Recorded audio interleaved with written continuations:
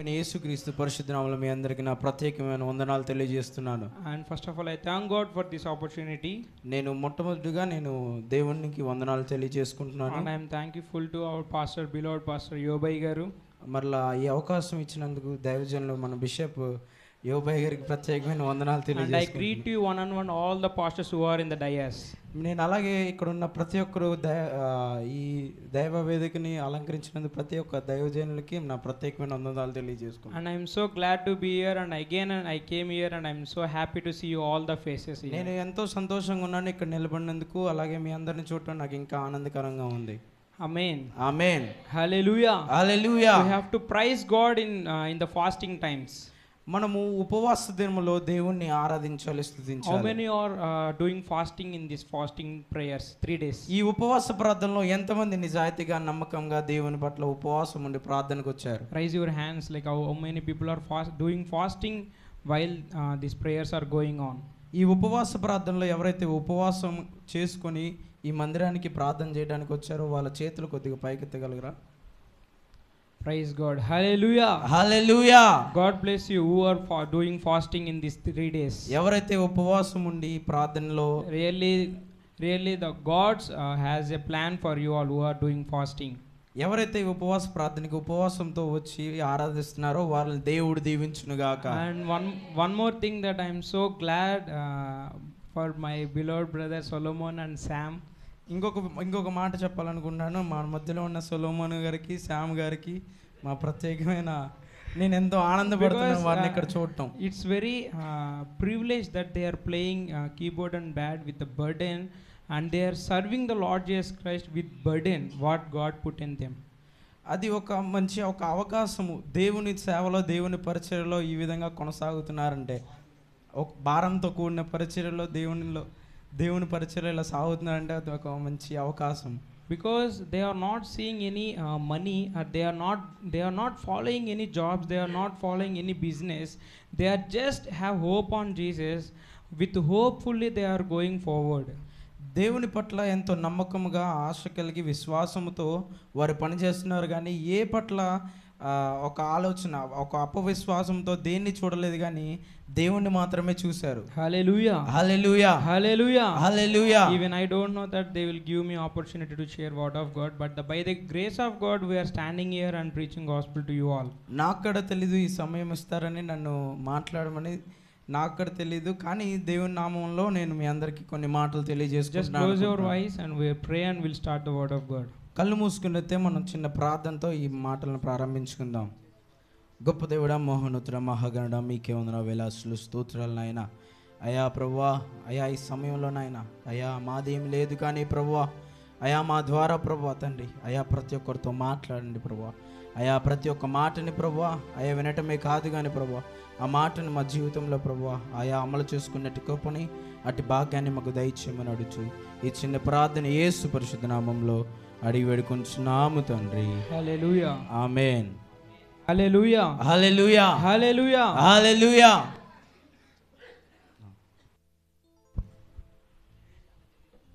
మీ అందరికీ నా హృదయపూర్వక వందనాలండి. నేనైతే తెలుగులో చెప్పాలని అనుకున్నాను, ఎందుకంటే టైం లేదు. వెనకాల నాన్నగారు త్వరపడి ప్రసంగం చెప్పాలి. మీరు అందరూ కూడా చాలా ఆశతో, ఆసక్తితో మీరు అందరూ వినాలని కూర్చున్నారు కాబట్టి టైం లేదని నేను తమ్ముడిని వెళ్ళిపోమని చెప్పాను. ఎందుకంటే నేను ఇంగ్లీష్లో చెప్పి మళ్ళీ తెలుగులో చెప్పి దాన్ని మీకు అర్థమయ్యేపాటికి చాలా టైం పట్టిద్ది. నేను చెప్పాలనుకున్న, మిమ్మల్ని ఎంకరేజ్ చేయాలనుకున్న మాటలు, దేవుడు నాలో పెట్టిన మాటలు మీ అందరినీ ఎంకరేజ్ చేయాలనుకున్నాను. హల్లెలూయా. హల్లెలూయా. ఎందుకంటే నాకు కూడా తెలియదు, దేవుడు మరి ఈరోజు నడిపించాడు. ఈరోజు నిన్నటి కాలంలో నాకు ఒక చిన్న పని పడింది. ఈరోజు ఎక్కడికో వెళ్ళాలి. అయితే నేను నాన్నగారిని అడిగాను, నాన్న మరి ఇట్లాగా చిన్న వర్క్ వచ్చిందన్న, రేపు ఉదయం అన్నయ్య వేరే మీటింగ్ పిలిచారు, ఆ అన్నయ్యతో పాటు నేను వెళ్ళాలి నాన్న అనగానే వెంటనే డాడీ లేదు ప్రవీణ్ కూడా రావట్లేదు, నువ్వే కార్ డ్రైవ్ చేయాలి, నువ్వే రావాలనగానే నేను అన్నయ్య రావట్లేదన్నా, నేను డాడీతో పాటు మీటింగ్కి వెళ్తున్నాను. ఆశ్చర్యంగా ఈరోజు ఈవినింగ్ తమ్ముడు పని అయిపోయింది, వాడు వచ్చేసాడు, వాడు కూడా మాతో రావడం జరిగింది. హల్లెలూయా. అంటే దేవుని చిత్తం లేకుండా మనం ఎవరు కూడా ఇక్కడ ఉండమండి. దేవుని కృప లేకుండా మనం ఎవరు కూడా ఈ మందిరములో ఇటు విధముగా మనము కూర్చొని ఇలా ఆరాధన చేసుకుంటామని ఎప్పుడు కూడా మనం అనుకొని ఉండము. కానీ ఈ 3 రోజు ఉపవాస ప్రార్థన దినముల్లో ఈ 2వ రోజు మరి నన్ను దేవుడు వాడుకోవడం బట్టి దేవునికి ఎంతగానో స్తోత్రం చెల్లించుకున్నాను. హల్లెలూయా. హల్లెలూయా. త్వరగా మీ అందరికీ ఒక 3 విషయాలు తెలియజేయాలనుకుంటున్నాను. ఏంటి అంటే, మనం ఉపవాస దినాల్లో 3 రోజులు ఉపవాసం ఉండి ప్రార్థన చేయాలనుకున్న వారందరూ కూడా చేతులు ఎత్తారు. ఎంతగానో సంతోషపడుతున్నాను. ఎందుకంటే కొంతమంది సిగ్గుచేత ఎత్తలేదు, కొంతమంది అయ్యో మళ్ళీ ఎత్తితే ఒకవేళ గబాల్ లేదని తింటే ఎరా ఇప్పుడే ఫాస్టింగ్ కదా, ఎత్తేవు కదా, మరి ఏంటి నువ్వు తింటున్నావు అని అంటారని కొంతమంది ఎత్తలేదు. మరి ఏదేమైనా కానీ ఎవరైతే హృదయపూర్వకంగా ఉపవాసం ఉంటారో దేవుడు వారిని బహుగా ఆశీర్వదించును గాక. ఎందుకంటే మనమందరము కూడా దేవునికి ఇష్టలుగా ఉండాలి. ఎలా ఉండాలండి? దేవునికి ఇష్టలుగా ఉండాలి అంటే మనము 3 విషయాలు పాటించాలి. 3 విషయాలు మనం ఎలా ఉండాలి అంటే, దేవునికి ఇష్టలుగా ఉండాలి అంటే 3 విషయాలు. ఒకటి, దేవునితో మనము సహవాసం చేయాలి. త్వరగా యోబు గ్రంథము 22వ అధ్యాయం 21వ వచనం చూసుకుందాం. యోబు గ్రంథము 22వ అధ్యాయం 21వ వచనము. ఆయనతో సహవాసము చేసిన యెడల నీకు సమాధానము కలుగును, అలాగను నీకు మేలు కలుగును. హల్లెలూయా, హల్లెలూయా. ఎందుకంటే మనము మొదటిగా ఈ దేవునికి ఇష్టముగా మనం ఉండాలి అంటే, దేవునికి ఇష్టలుగా మనం బ్రతకాలి అంటే, మన జీవితాలు మనం మార్చుకోవాలి అంటే, మన హృదయాలు మనం మార్చుకోవాలంటే మొదటిగా దేవునితో సహవాసము చేయాలి అంట. ఎలా ఉండాలండి? దేవునితో సహవాసం ఎలా చేయాలి అంటే, మనము దేవునికి ఇష్టముగా చేయాలి. కొంతమంది ఉంటారు, దేనితో సహవాసం చేస్తామో తెలియదు, మన సహవాసం ఎవరితో ఉంటుందో తెలియదు. దేవునితో సహవాసం కలిగి ఉంటున్నామో మనము? మీ హృదయాన్ని మీరు ప్రశ్నించుకోండి. మనము జీవించే ప్రతి కాలములో మనం బ్రతికున్నప్పటి ఎప్పుడైతే మనం పుట్టామో అప్పటి నుంచి ఇప్పటి వరకు కూడా మనము దేవుని ఎరిగిన కాడి నుంచి కూడా మనము దేవునితో మనం ఎంత సహవాసం కలిగి ఉన్నాము, అలాగే మన స్నేహితులతో సహవాసం కలిగి ఉంటున్నామా, దేనితో సహవాసం కలిగి ఉంటున్నామా అనేది మన హృదయము మనము ప్రశ్నించుకోవాలి. హల్లెలూయా. మొదటిగా మనము దేనితో ఎలా ఉండాలి అంటే, దేవునికి ఇష్టముగా ఉండాలంటే మొదటిగా మనం పాటించాల్సిన విషయము దేవునితో సహవాసము కలిగి ఉండాలంట. దేవునితో సహవాసము కలిగి ఉంటే మనకు కలిగే లాభాలు ఏంటంటే సమాధానము, అలాగే మన జీవితాల్లో మేలులు కలుగుతాయని స్పష్టంగా యోబు జీవితంలో జరిగిన విషయాలే యోబు రాయడం జరిగింది. హల్లెలూయా, హల్లెలూయా.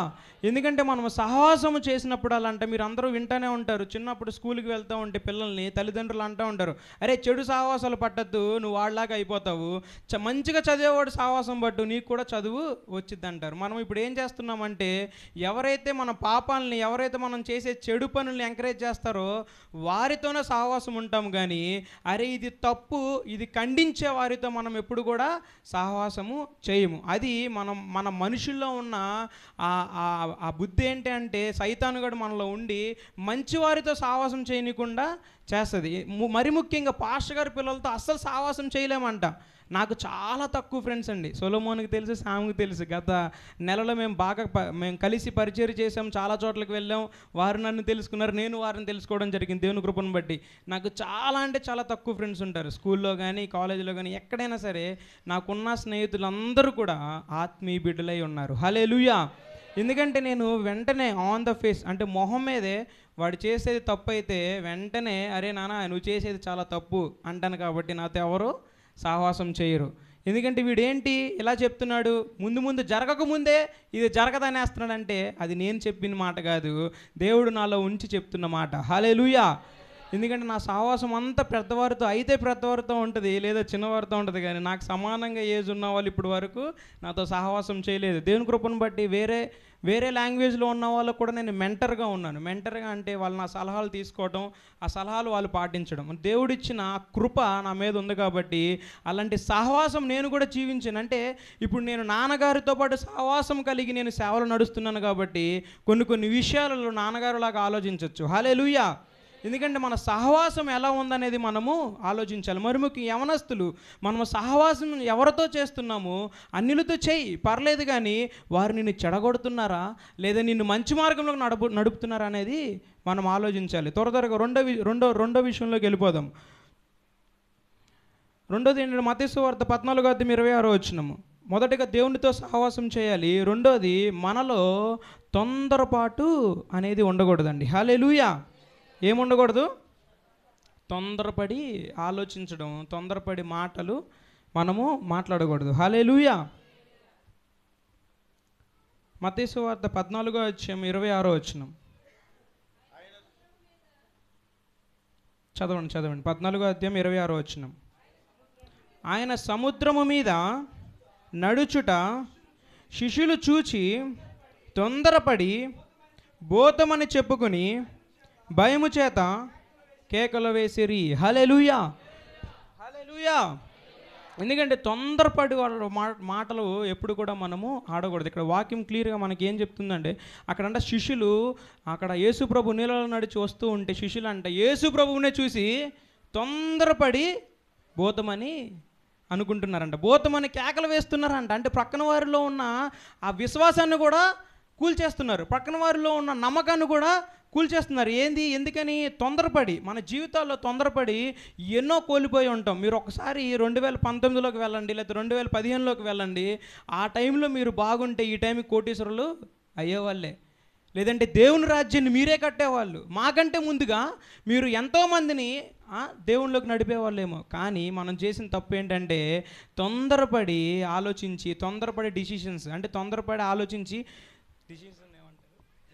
నిర్ణయాలు, తొందరపడి నిర్ణయాలు తీసుకోవడం అనేది మనం మానేయాలి. హల్లెలూయా. ఎందుకంటే యాకోబు జీవితంలో తొందరపడ్డాడు, చాలా భయపడి యాకోబుకున్న ఆస్తి అంతా కోల్పోయాడు. హల్లెలూయా. ఎందుకంటే తొందరపడితే మనకు వచ్చాయి 2 నష్టాలు. ఒకటి భయము. తొందరపడడం వల్ల మనకేమొస్తుంది? తొందరపడేదాన్ని మాట్లాడామనుకోండి, తొందరపడేదాన్ని ఏమన్నా మర్డర్ చేసినా, తొందరపడి ఏమన్నా కొట్టినా మనకు వచ్చేది ఫస్ట్ ఏంటిది? భయము. అదే కనుక తొందరపడకుండా ఉంటే ఆ భయం కూడా మనకు రాదు. అక్కడే ఇక్కడ శిష్యులు కూడా భయపడ్డారు, తొందరపడ్డారు, దగ్గరికి కూడా రాలేదు. అక్కడ యేసు ప్రభువో భూతమో సాతానో ఏంటో తెలియకుండా తొందరపడి వెంటనే అంట శిష్యులు దేవుని పక్కన కొన్ని సంవత్సరాలు నడిచిన శిష్యులే తొందరపడి దేవుణ్ణి భూతమని అనుకున్నారంట. అలాంటిది మీరు అనుకోవడంలో తప్పులేదు. కానీ ఈ రోజు నుంచి మనము తొందరపడకుండా దేవునికి ఇష్టలుగా ఉండాలి. హల్లెలూయా, హల్లెలూయా. ఎందుకంటే మనము తొందరపడుతాం అనేది మన జీవితంలో ఉండకూడదండి. ఎందుకంటే మనము నీ భక్తి జీవితంలో తొందరపడుతున్నామేమో, కానీ నీ ప్రార్థనా జీవితంలో కూడా తొందరపడకుండా నీ ప్రార్థనా జీవితాన్ని మెరుగుపరుచుకోవడానికి మనం ప్రయత్నించాలి. ఉపవాస ప్రార్థనలు మా కొరకు కాదు, పాస్టర్ గారుల కొరకు కాదు, పాస్టర్ గారి గురించి, ఫ్యామిలీ గురించి కాదు. ఉపవాస ప్రార్థనలు నియమించింది ఎందుకంటే మన సంఘము బాగుపడాలి, మన సంఘ బిడలు అభివృద్ధి చెందాలి, మన సంఘము ఇంకా అభివృద్ధి చెంది ఇక్కడ రవణకపేటలో ఎంతగానో సేవ చేయాలనే ఆ ఆశతో ఈ ఉపవాస ప్రార్థనలు నియమించడం జరిగింది. హల్లెలూయా, హల్లెలూయా. 3వ విషయం తెలుసుకుందామండి. 3వ విషయం వచ్చేసరికి దేవునిలో మనం నడవాలండి. హల్లెలూయా. 3వదిగా మనం ఏం చేయాలి? దేవునిలో నడవాలి. ఎలా నడవాలి అంటే వెనక తట్టు తిరగకుండా నడవాలి. ఎంతమంది నడుస్తున్నారు దేవునిలో? నేను దేవునిలో నడుస్తున్నాను, నేను ఎలాంటి మాటలు మాట్లాడకుండా, ఒకరిని డిస్కరేజ్ చేయకుండా, ఒకరిని ఎప్పుడు కూడా మంచితనంలో మంచి మార్గంలో నడిపిస్తూ నేను దేవునిలో నడుస్తున్నాను అన్నవారు చేతులు ఎత్తండి. హల్లెలూయా, హల్లెలూయా. ఎందుకంటే దేవునిలో నడవాలి అంటే అదంత మామూలు విషయం కాదండి. దేవునిలో నడవాలి అంటే మనకి చాలా అంటే చాలా ఓపిక, చాలా అంటే చాలా విధేయత, చాలా ఆత్మపూర్వకముగా ఉండాలి. హల్లెలూయా. లూకా సువార్త 9వ అధ్యాయం 62వ వచనం చూసుకుందాం. లూకా శుభవార్త 9వ అధ్యాయము 62వ వచనం. యేసు నాగటి మీద చేయి పెట్టి వెనక తట్టు చూచువాడెవరను దేవుని రాజ్యమునకు పాత్రుడు కాదని వానితో చెప్పాను. హల్లెలూయా.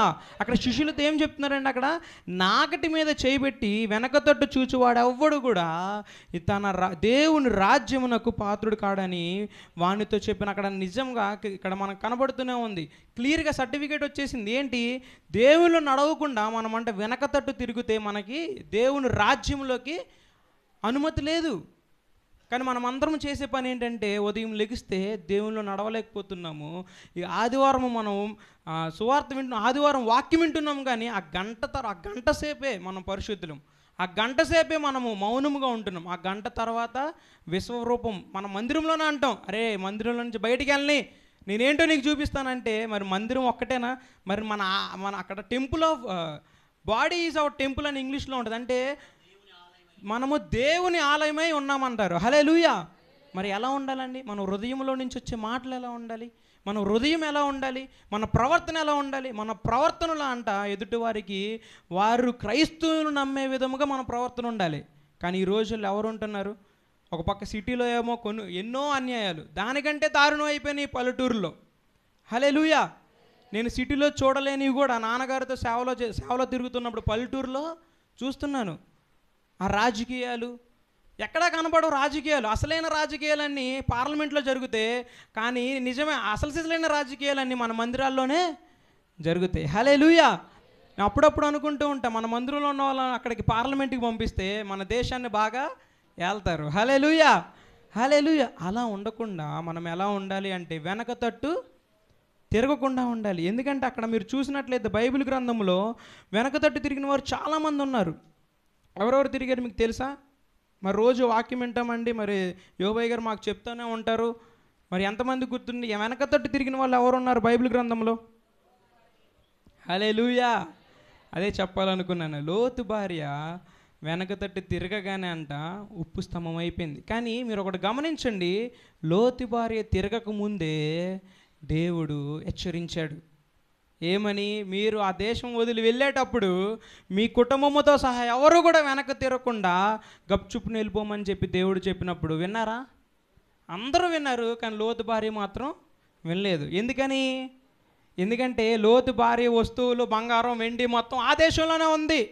ఇప్పుడు ఆమెకి ఏం కావాలి? దేశం కాలిపోయినా ఆమె బట్టలు, ఆమె వెండి, ఆమె బంగారం, ఆమె ఆసక్తులు, ఆమె ఆస్తులు అన్నీ ఆ దేశంలో ఉన్నాయి కాబట్టి వెనక్కి తిరిగింది. అవి అనుభవించకుండానే ఉప్పు స్తంభం అయిపోయింది. హల్లెలూయా. ఇప్పుడు మనం ఎలా ఉండాలి అంటే లోతు భార్య వల్లే ఉండకుండా మనము దేవునికి ఇష్టలుగా మనం ఉండాలి అంటే తొందరపడి మనం దేవుళ్ళు నడుచుకుంటూ వెనక తట్టు తిరగకుండా దేవుళ్ళు ముందుకి నడుచుకుంటూ వెళ్ళాలి. హల్లెలూయా. ఎందుకంటే ఈరోజు ఇలాగా మనం ఈ వాక్యం వింటామని మనం ఎప్పుడు అనుకుని ఉండవు. నేను ఇలా చెప్తానని నేను కూడా అనుకోలేదు. కానీ దేవుని ప్రణాళిక మన పట్ల ఉంది, దేవుని చిత్తం మన పట్ల ఉంది, దేవుని కృప కేవలం నీవు నేను బ్రతికి ఉన్నామంటే కేవలం ఆయన కృపే. హల్లెలూయా, హల్లెలూయా. ఎందుకంటే ఈరోజు మనం తెలుసుకోవాల్సిన విషయాలు ఇదేంటి నా గురించే చెప్తున్నాడు, నాకు తెలిసి ఏమన్నా ముందే తెలుసుకొని వచ్చాడా అని మాత్రం ఎవరు కూడా అనుకోవద్దు. ఎందుకంటే నాకే తెలీదు నేను ఈ వాక్యం ఈరోజు చెప్తాను అని. దేవుడు మనతో మాట్లాడుతున్నాడు, ఇది నా గురించే చెప్తున్నాడు. నా మనసుని, నా హృదయాన్ని నేను మార్చుకోవాలి అనే ఆలోచన వచ్చిన రోజు దేవుడు నీ కుటుంబంలో గొప్ప కార్యము చేయునుగాక. అదే ఆలోచన వచ్చినప్పుడు దేవుడు నీ కుటుంబంలో మేలులు చేయునుగాక. హల్లెలూయా. మొదటిగా మనం ఎలా ఉండాలండి? దేవునికి ఇష్టముగా ఉండాలంటే మొదటిగా మనం ఏం చేయాలి? దేవునితో సహవాసం చేయాలి. రెండవదిగా తొందరపడకూడదు. మూడవదిగా వెనక తట్టు చూడకూడదు. హల్లెలూయా, హల్లెలూయా. మనమందరము కూడా యోబయ్య గారికి ఉపయోగపడేవారిలాగా ఉండాలి. కానీ ఇదేంట్రా నాయన ఇలా ఉన్నారు, మరి నా సంఘాన్ని నేనే బలపరుస్తూ ఉండగా నాకే వ్యతిరేకంగా ఉన్నారు అన్నట్టుగా మనం భావించకూడదు. మీరు అప్పుడప్పుడు ఆలోచించండి. జస్ట్ సింపుల్ థింగ్సే నేను చెప్పేది. మీ టీవీలో చూస్తూనే ఉంటారు, రోజు జరుగుతూనే ఉంటాయి. స్కూల్కి వెళ్తూ ఉండగా టీచర్ చిన్న తప్పు చేస్తేనే టీచర్ సహించుకోదు, అవునా? మీరు ఏదైనా జాబ్లో జాయిన్ అయినా మీరు చిన్న తప్పు చేస్తే మీకు జాబ్ ఇచ్చినాడు ఊరుకోడు, అవునా కదా? తీస్తే జాబ్లో నుంచి తీసేయాలి. అయితే స్కూల్లో చదువుకుంటే స్కూల్లో పిల్లల్ని కొట్టాలి టీచరు, ఏదో ఒకటి జరిగిద్ది, జరగకుండా అయితే ఉండదు. మరి దేవుడు ఏమనుకోవాలండి? మరి మనం ఎన్నో తప్పులు, మరి ఉదయం లెగిస్తే ప్రార్థన చేయం, ఉదయం లేవగానే ముందు నా డబ్బులు ఎక్కడ వెళ్ళిపోయినాయని కొంతమంది ఎత్తుకునే వాళ్ళు ఉన్నారు. ఉదయం లెగ్గానే ఇన్స్టాగ్రామ్లో ఏమొచ్చిందని కొంతమంది చూసేవాళ్ళు ఉన్నారు. ఉదయం లెగ్గానే వాట్సాప్లో మెసేజ్ గుడ్ మార్నింగ్ పెట్టాలా లేదా అని చూసేవాళ్ళు కొంతమంది ఉన్నారు. అంటే మనం ఇక్కడ ఏం చేస్తున్నామంటే మనం ప్రాముఖ్యత దేవుడికి ఇవ్వడం లేదు. హల్లెలూయా. ఎందుకంటే మేము ఉదయం లెగ్గానే అయ్యా మేము ప్రార్థన చేస్తున్నాం అన్నవారు చేతులు ఎత్తండి. అందరూ పెద్దవాళ్ళే కనబడుతున్నారు, ఎవరో కుర్రోళ్ళు ఎవరు. ఎందుకంటే పెద్దవాళ్ళకి పని ఏముంది, అయిపోయింది కదా, వాళ్ళు పని చేసుకుంటారు, వాళ్ళు ప్రార్థన చేసుకుంటారు, మాకు పనులు ఉన్నాయని అనుకుంటున్నారు కుర్రవాళ్ళు. కానీ చేయాల్సిన ప్రార్థన మరి ముఖ్యంగా యవనస్తులు చేయాలి. హల్లెలూయా. ఎందుకంటే దేవునికి ఎక్కడ మనం ఇష్టపడతాము అంటే అక్కడే, మనము దేవునికి ఇష్టముగా మనం నడవాలి అంటే అక్కడే. ప్రార్థనే. మన జీవితాన్ని మార్చాలన్నా ప్రార్థనే, మన జీవితాన్ని కట్టాలన్నా ప్రార్థనే, మన హృదయాన్ని మార్చాలన్నా ప్రార్థనే. నువ్వు ఏ పని చేసినా, కొంతమంది ప్రేమించుకునే విషయంలో కూడా ప్రార్థన చేస్తారు. హల్లెలూయా. మరి అయ్యా నేను ఆ అమ్మాయిని చూశాను, ఇది కరెక్ట్, వీడు చూసేశాడు, వీడు చెప్పేశాడు, అంతా అయిపోయింది, మళ్ళీ దేవుణ్ణి అడుగుతున్నాడు. ఎప్పుడు? అంతా అయిపోయిన తర్వాత మరి అయ్యా ఇది నా చిత్తం కాదు, నీ చిత్తం కాకపోతే మరి నువ్వే ఏదో ఒకటి అంతా చేసేసిన తర్వాత దేవుడు ఏం చేస్తాడు? దానికి తగిన శ్రమలు మనం పడాలి. మనం కూడా మన జీవితాల్లో అన్ని తప్పులు చేసేస్తాం. అయ్యగారిని అనాల్సిన నానా మాటలు అనేస్తాం. అయ్యగారి పిల్లల్ని అనాల్సిన మాటలన్నీ అనేస్తాం. ఆ తర్వాత ఏదైనా జరిగితే, అయ్యా క్షమించయ్యా, నేను అప్పుడు ఆ మాట అన్నాను, అది కూడా గుర్తురాదు. ఇప్పుడు మనకి ఏదైనా జరిగితే మరి నేను ఎవరినైనా దూషించానేమో, నేను ఎవరినైనా మాట్లాడానేమో అన్నది గుర్తు రాకుండా మనం ఏం చేస్తామంటే, ఇది నా కర్మ, నాకు ఇలాగే జరగాలని రాసిపెట్టుంది, అందుకే జరిగిందని అనుకునే జీవితాలుగా మనవి మారిపోయినాయి. ఇక నుంచైనా మనం ఎలా ఉండాలి అంటే, మనకేదైనా జరిగితే వెంటనే మనం ఏమనుకోవాలి, అయ్యా నీకు నేనేమో విరోధంగా తిరిగానేమో, నన్ను క్షమించు, నీకు నేను విరోధముగా నేను మాట్లాడైతే నన్ను క్షమించు, పాస్టర్ గారికి నేను అక్కడ ఒబీడియన్స్ ఏమంటారు, విధేయత కలిగి నేను లేకపోయానేమో, నన్ను క్షమించు అని మనం ఎప్పుడైతే మనం క్షమాపణ దేవుని పట్ల కోరుకుంటామో, అప్పుడు మనల్ని, మన కుటుంబాలని, మన తరతరాలని మనల్ని దేవుడు ఆశీర్వదిస్తాడు. మీ అందరికీ తెలిసిన సత్యమే, మనం చేసిన పాప పనులు, మనం మాట్లాడిన పాపపు మాటలు మన పిల్లల మీదకి వస్తాయి. అయినా కూడా భయం లేదు. దేవుడే చూసుకుంటాడులే అన్నవారేమో భయం లేకుండా అన్నీ చేసేయచ్చు. దేవుడు ఏం చేస్తాడులే అన్నవాళ్ళు కూడా అన్నీ చేసేయచ్చు. మరి ఇంకా ఇక్కడ మందిరంలో రోజు ప్రతి ఆదివారం మనం ఎందుకు ప్రార్థన చేయించుకుంటున్నాం అయ్యగారి చేత? మన పరిస్థితులు మారాలంటే మనము కూడా ప్రార్థన చేయాలి. ఇక్కడ మనం తెలుసుకున్నాం, దేవునితో సహవాసం చేయాలి. అలాగే మన జీవితాల్లో తొందరపడి ఏ నిర్ణయాలు తీసుకోకూడదు. మా సంఘంలో ఇదే విషయం నేను చెప్తూ ఉన్నప్పుడు, తొందరపడి ఏ నిర్ణయాలు తీసుకోకూడదు అని చెప్పినప్పుడు నేను ఒకటే అనుకున్నా, ఇది ఎవరికి అంత తొందరగా వెళ్ళుండదులే అని చెప్పి కూర్చుంటే, రెండో ఆదివారం అవగానే రెండో ఆదివారం వెంటనే ఒక ఆమె సాక్ష్యానికి లేచింది. నేను చెప్పే రోజంట ఆమె అనుకుంటున్నాను, నేను జాబ్కి వెళ్ళిపోవాలి, 5,000 జాబ్ అయినా పర్లేదు, చేసేయాలని చెప్పి అగ్రిమెంట్ మీద సైన్ పెట్టేద్దాం అనుకుందంట. అదే రోజు నేను ఆ మాట చెప్పడం జరిగింది. ఆ రోజు ఆమె నిర్ణయాన్ని వెనక్కి తీసుకుంది.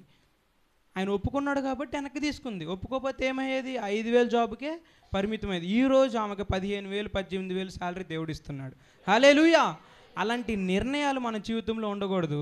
మనము ఆశీర్వదించే వారిలాగా ఉండాలి. దేవుడు ఆశీర్వాదం పొందుకునే వారిలాగా ఉండాలి. ఈ సంఘాన్ని ఇంకా దేవుడు ఆశీర్వదించి బహుగా మీ కుటుంబాలను దీవించునుగాక. ఈ సంఘాన్ని ఇంకా దేవుడు అభివృద్ధి చేయునుగాక. మీరు ఇంకొకరిని తెచ్చేవారిలాగా ఉండాలి, కానీ ఒకరిని రానికుండా చేసేవారిలాగా మనల్ని దేవుడు ఉంచనీయకుండా ఉండునుగాక. మన మీద దేవుని కృప నింపబడి ఉండునుగాక. ఈ సమయం ఇచ్చిన యోబాయి గారికి, అట్లాగే సామ్యూల్ అన్నకి నా హృదయపూర్వక వందనాలు. కూడొచ్చిన పాస్టర్లందరికీ కూడా నా హృదయపూర్వక, వినిన మీ అందరికీ కూడా అర్థం కాకపోయినా వినిన మీ అందరికీ కూడా నా హృదయపూర్వక వందనాలు చెల్లించుకుంటున్నాను.